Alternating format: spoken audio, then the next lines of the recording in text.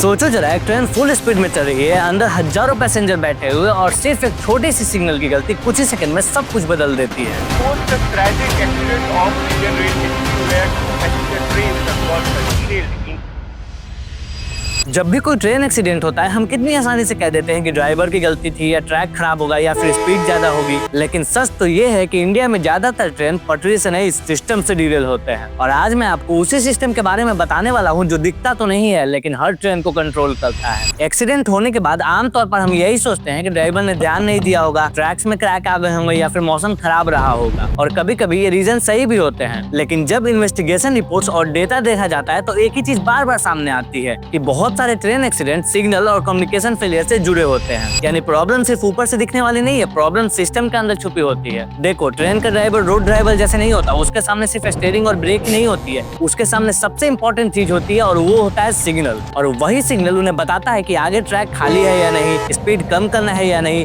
और ट्रेन को रोकना है या नहीं। प्रॉब्लम ये है कि इंडिया के काफी रूट्स पर आज भी ट्रेनें ऐसे सिग्नल सिस्टम पर चलती है जो आज से लगभग 40-50 साल पुराने हैं, और ये सिस्टम ज्यादातर मैनुअल या सेमी मैनुअल होते हैं। इसका मतलब ये हुआ कि अगर किसी ने सिग्नल थोड़ा लेट दिया या सिग्नल गलत रीड हो गया या कंट्रोल रूम और ड्राइवर के बीच कम्युनिकेशन में थोड़ी सी भी डिले आ गई तो दो ट्रेनें एक ही ट्रैक्स पर आ सकती हैं। और जब ट्रेन चल रही होती है तो ड्राइवर के पास गलती सुधारने का टाइम भी नहीं होता। देखो, ह्यूमन एरर का ये मतलब नहीं होता कि ड्राइवर केयरलेस था। यहाँ ह्यूमन एरर का असली मतलब होता है थकान, प्रेशर, लंबी ड्यूटी आवर्स, पुराने सिस्टम और स्प्लिट सेकेंड डिसीजंस। और देखा जाए तो पुराने सिग्नल सिस्टम इंसान पर पूरा भरोसा करते हैं। अगर इंसान से गलती भी हो रही है तो सिस्टम बिल्कुल चुपचाप रहता है, और रेलवे जैसे सिस्टम में यही सबसे डेंजरस बात है। आज के मॉडर्न कंट्री में automatic train protection system use करते हैं। इसे सिंपल शब्दों में समझो, अगर ड्राइवर सिग्नल मिस भी कर दे तो वो सिस्टम ट्रेन को अपने आप ही अलर्ट कर देता है और फिर ट्रेन अपने आप स्लो हो जाती है, इमरजेंसी ब्रेक लग जाता है और एक्सीडेंट होने से पहले ही ट्रेन रुक जाती है। अब सवाल यहाँ आता है कि जब ये टेक्नोलॉजी अवेलेबल है तो इंडिया में हर जगह क्यों नहीं लगाई गई? और इसका जवाब बहुत सिंपल है लेकिन थोड़ा अनकंफर्टेबल भी। देखो, इंडिया का रेलवे नेटवर्क दुनिया का सबसे बड़ा रेलवे नेटवर्क में से एक है, जिसमें हजारों किलोमीटर का ट्रैक, पुराना और नया इंफ्रास्ट्रक्चर, साथ में अलग अलग इलाके, रोज का हेवी ट्रैफिक और लिमिटेड शटडाउन टाइम, ये सब इंक्लूडेड है। तो ये बात तो क्लियर है कि ऐसे सिस्टम को एक दिन में अपग्रेड नहीं किया जा सकता, इसलिए जो भी अपग्रेडेशन है वो धीरे धीरे फेज में हो रहा है। इसीलिए कुछ रूट्स पर तो नए सिस्टम लग चुके हैं लेकिन पूरा नेटवर्क कवर होने में अभी वक्त लगेगा।